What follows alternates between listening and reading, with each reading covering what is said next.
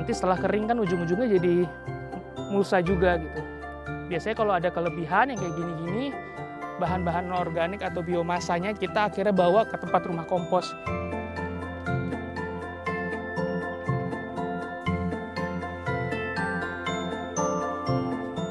Kita pengen hunian dan kebun di sini bisa jadi wadah ekosistem yang sebenarnya bisa lestari. Dimana maksudnya ekosistem di sini baik itu juga komunitas atau sebenarnya alam itu sendiri. Jadi sebenarnya kita inisiasi awalnya ingin seperti itu.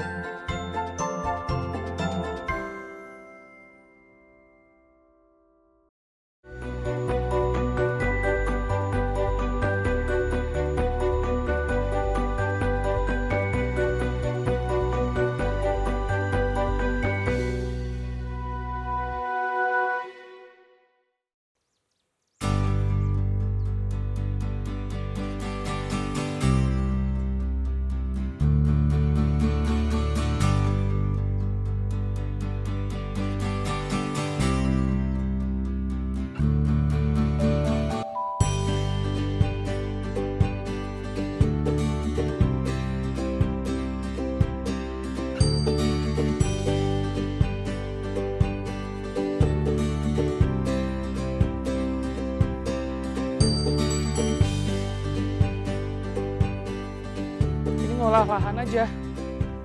Jadi kan ini sebenarnya kebun sayuran. Tapi di sini biasanya kan ini kan sebenarnya kita yang mau kita bikin hutan pangan. Jadi ada pohon-pohon segala macam, nanti rencana tuh kayak ada pohon-pohon kayu, kayak ada pohon kelor, pohon murbei. Nah, ini sekarang kita lagi ngolah lahan. Jadi kayak di sana kan ada Pak Marfu udah mulai nyang-nyangin gulma segala macam, tapi nanti gulma-gulma yang udah ada di Jalan Bedengan ini sebenarnya nanti kita mau hampar lagi ke atas bedengan untuk jadi mulsa. Nah, di sini saya mau hamparin mulsa di atasnya, saya mau gemburin, habis itu tanam yang beberapa kayak ada kenikir-kenikir yang ada di pinggir ini mau untuk jadi tanaman-tanaman pendukung gildanya.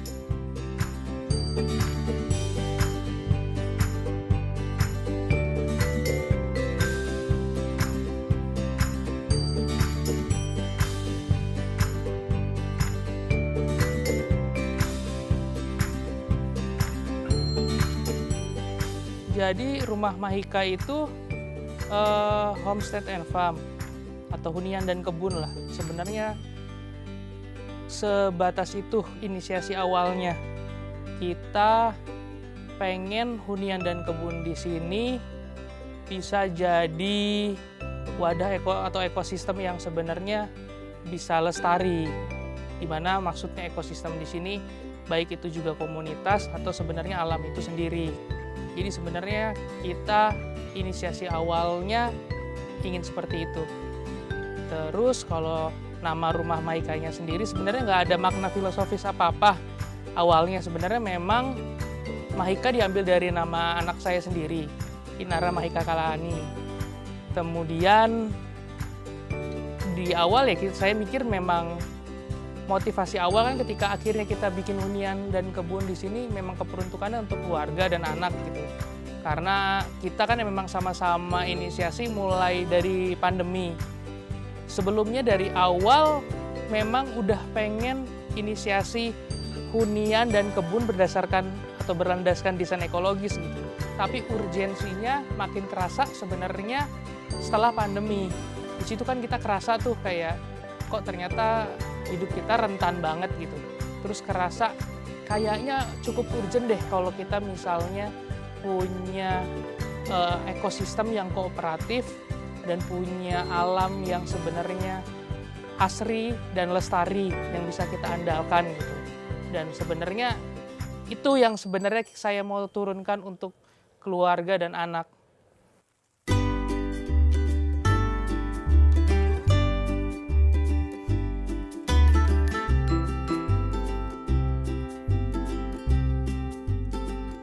Diginiin tanahnya biar gembur. Karena kan ini habis musim hujan, biasanya tanahnya gampang kompak. Apalagi kita nggak tutup mulsa biasanya. Jadi agak liat tanahnya.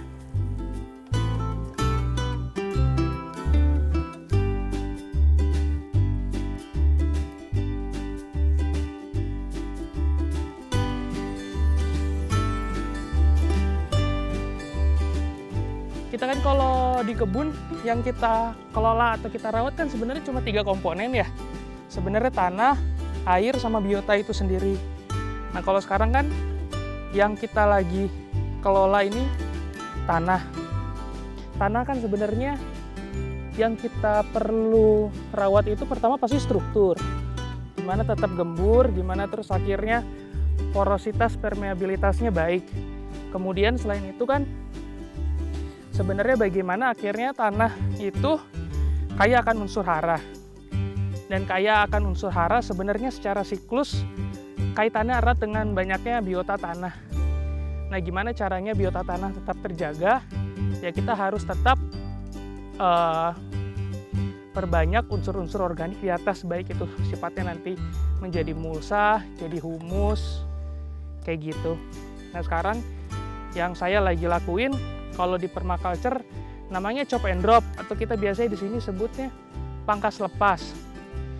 Jadi kalau di sini tapi kebanyakan memang yang lagi kita pangkas tanaman-tanaman herbs, tanaman-tanaman anual, kita pangkas, kita sisihin ke jalan bedengan, kita hamparin lagi ke sini. Nanti setelah kering kan ujung-ujungnya jadi mulsa juga gitu. Biasanya kalau ada kelebihan yang kayak gini-gini, bahan-bahan organik atau biomasanya kita sebut, kita akhirnya bawa ke tempat rumah kompos. Jadi sebenarnya kan intinya kalau di permaculture atau desain ekologis yang lain, bagaimana akhirnya sumber daya yang ada di site atau di sekitar site bisa kita selalu sikluskan gitu.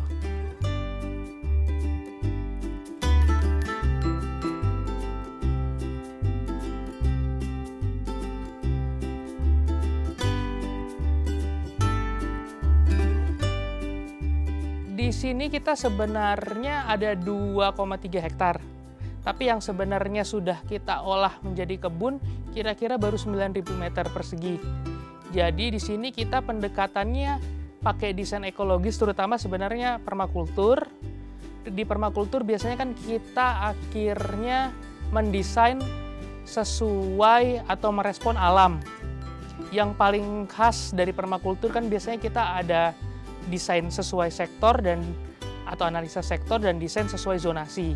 Nah, di sini zonasi itu kita bagi-bagi berdasarkan seberapa intens energi dan waktu yang kita habiskan gitu. Jadi semakin kecil zonanya, semakin intens energi dan waktu yang dihabiskan. Di zona 0 seperti kayak di sini rumah, di mana akhirnya sentral semuanya kita istirahat, kita makan, kita leisure, bersenda gurau, atau sebagai ruang komunal, kan itu di zona 0. Kemudian di zona 1 ini kebun rumah yang keperuntukannya sebenarnya untuk kebutuhan domestik, untuk kebutuhan penghuninya sendiri, kayak gitu. Kemudian di zona 2 kita udah mulai masuk ke kebun produksi, yaitu sayuran. Di sini sebenarnya kebun sayuran kita baru kita mau inisiasi di tahun ini, pelan-pelan suksesinya mau kita arahin ke Wanatani dengan pendekatan sebenarnya sintropik gitu.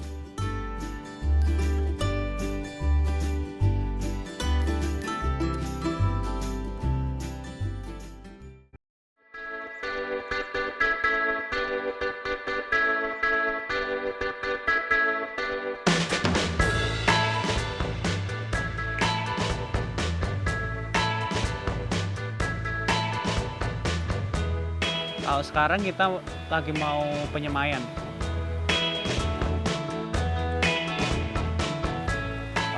Selada hijau.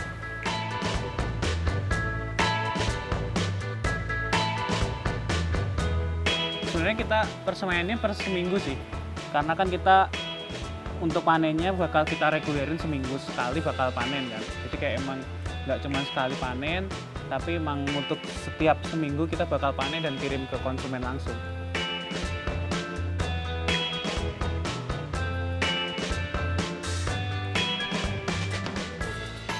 Ya, kalau dalam satu hari sekitar 2-3 tanaman. Ya pakai koker pisang. Jadi sebenarnya kalau yang kita ada beberapa sih yang kita pakai. Yang pertama ada pakai koker pisang. Kemudian ada yang pakai tray semaian langsung gini, terus sama soil blocker. Jadi kalau kita pakai koker pisang karena manfaatin bahan yang ada. Di sini kan memang banyak daun pisang dan kita juga nanam pisang, jadi kayak nggak bisa kita maksimalin untuk teri semainya gitu. Dan lebih ke ramah lingkungan sebenarnya.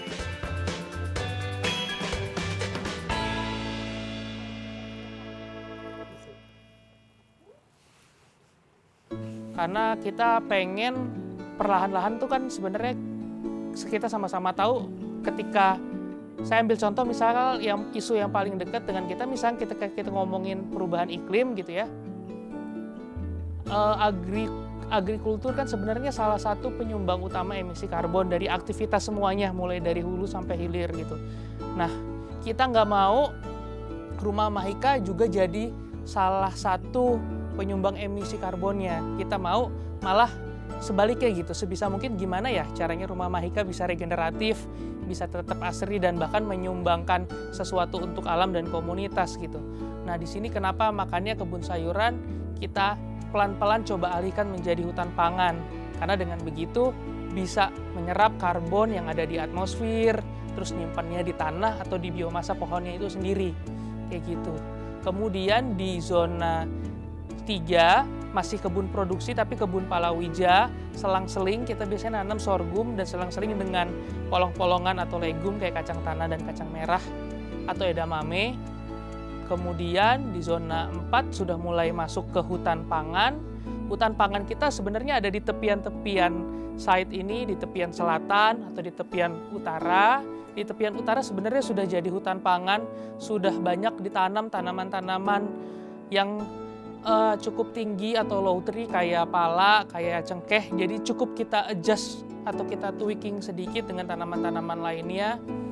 Kemudian paling luar yang kita nggak sentuh yaitu hutan bambu dan hutan ya fungsinya ya untuk konservasi aja gitu.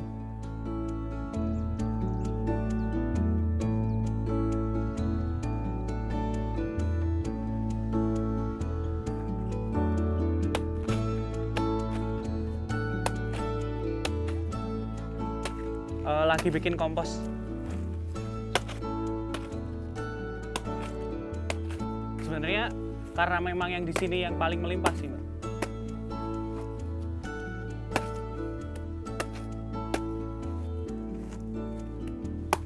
Kalau pelepah pisang sebenarnya fungsinya lebih, kan kita kan pakai hot composting ya sistemnya ya.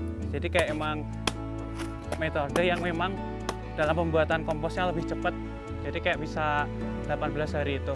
Nah, kalau di hot composting sendiri ada 2 tuh bahannya, green sama brown. Nah, kalau green kayak memang bahan-bahan yang basah yang biasanya mengandung nitrogen tinggi. Nah, kayak kotoran kambing, terus batang pisang ini. Terus nantinya juga kayak ada sisa-sisa daun-daunan yang masih basah, yang sisa dari urin kelinci. Nah, kemudian sebenarnya ada 2 lagi yang brown. Nah, kalau brown biasanya itu yang mengandung karbon yang tinggi. Jadi kayak seresah daun yang udah kering kayak gitu, sama batang-batang tanaman yang udah kering terus mati, kemudian kita olah jadi kompos.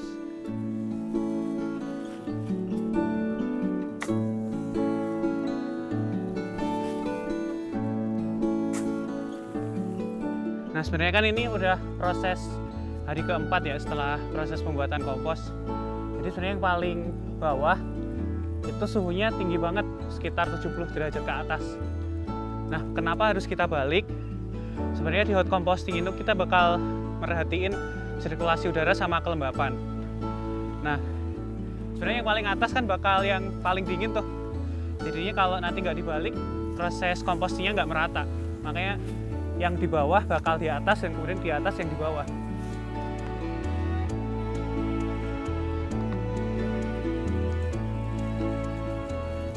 Nah, sebenarnya untuk proses penyiraman kita kan biar lebih cepat nih untuk proses kelembapannya. Jadi kita siram setiap 2 layer. Jadi kan tadi kan brown green tuh. Nah, kita siram biar nantinya kita dapat proses panasnya nih. Kalau nggak gitu sebenarnya bisa sih, tapi nanti prosesnya bakal lebih lama.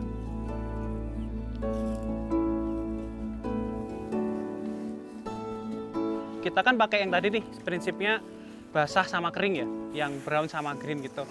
Jadi kalau basah sebenarnya memang bahan-bahan organik yang basah, sampah-sampah rumah tangga juga bisa, sayuran-sayuran kayak gitu juga bisa. Jadi memang nggak terpacunya harus batang pisang atau pelepah pisang gitu. Jadi kayak emang yang memang bahannya organik lah sebenarnya. Semua bahannya organik, tapi memang kategorinya basah sama kering tadi. Kenapa basah kering ya? Yang basah tadi memang biasanya identik dengan nitrogen tinggi, sama yang kering karbon. Jadi kalau di kompos kita ngejarnya biasanya C per N. Nah, karbon per nitrogen. Jadi kalau karbon itu sendiri biasanya kalau di kompos untuk menyimpan unsur hara. Jadi kalau untuk yang nitrogen biasanya untuk unsur hara itu sendiri. Jadi kayak sebenarnya di pertumbuhan awal tanaman yang paling tinggi kita ya butuhnya nitrogen itu untuk membentuk batang, akar, daun kayak gitu. Biar lebih aman lagi kita pakai karbon untuk menyimpan unsur hara biar lebih awet gitu.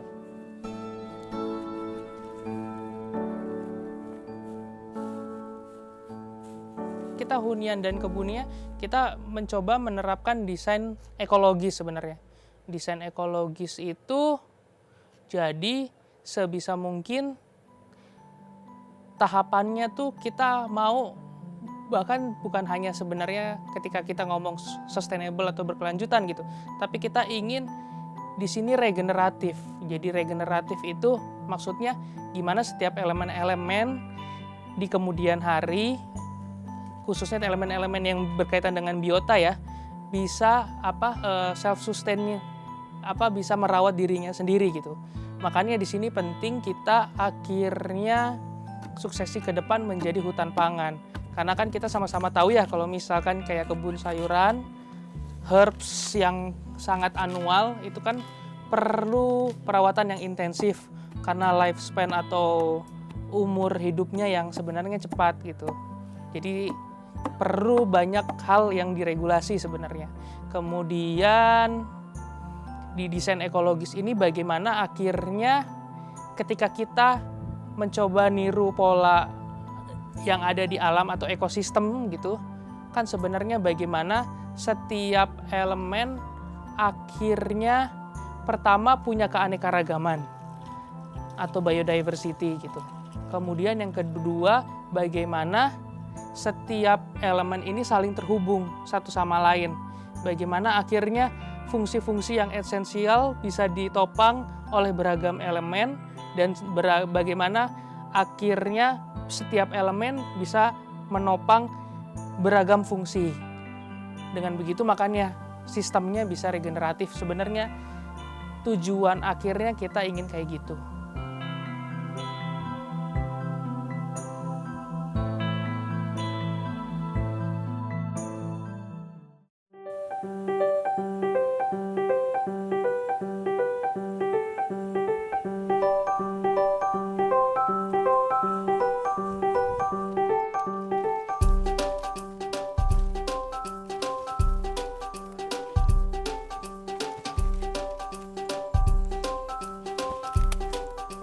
Sekarang kita mau panen jagung. Jadi jagung itu kita panen setelah 80 hari setelah kita tanam.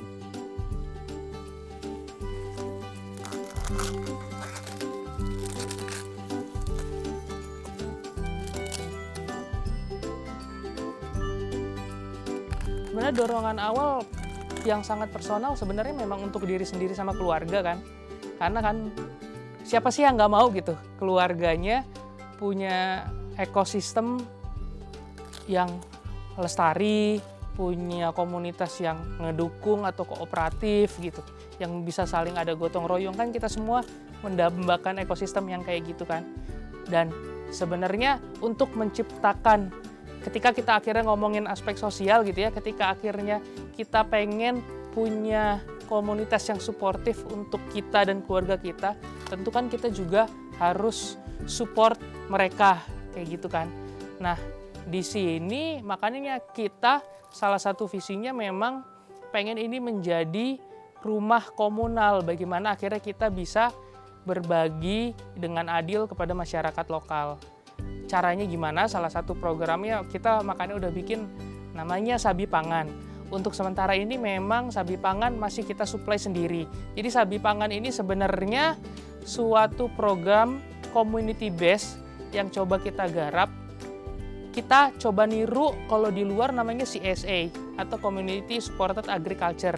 Gimana akhirnya kita menghubungkan petani dengan konsumennya langsung. Dua-duanya saling diuntungkan secara adil, kayak gitu.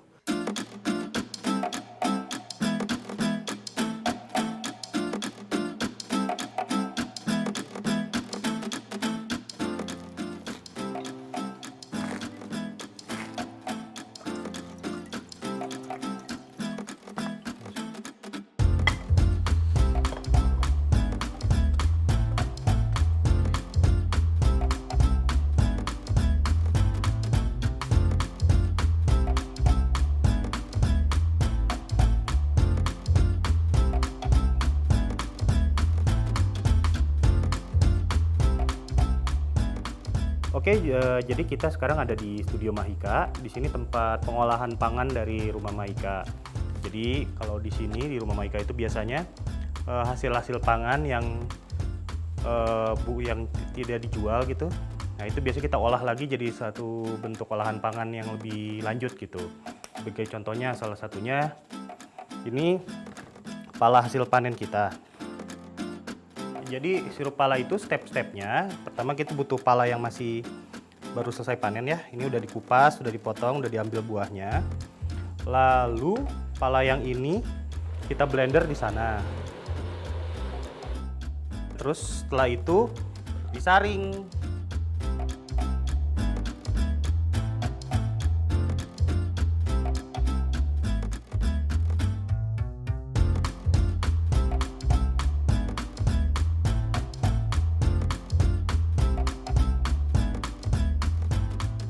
Oke, jadi ini sirup pala yang udah kita blender, udah kita ambil sari-sarinya, terus udah kita tambahkan gula. Nah setelah itu sirup pala yang ini akan kita masak sampai yang warnanya tadi, ini warnanya sekitar kayak seperti warna putih kekuningan gitu, akan berubah nanti akan warnanya jadi berubah warna merah. Nah kalau udah warnanya udah merah itu berarti sudah siap dibotolin sirup palanya.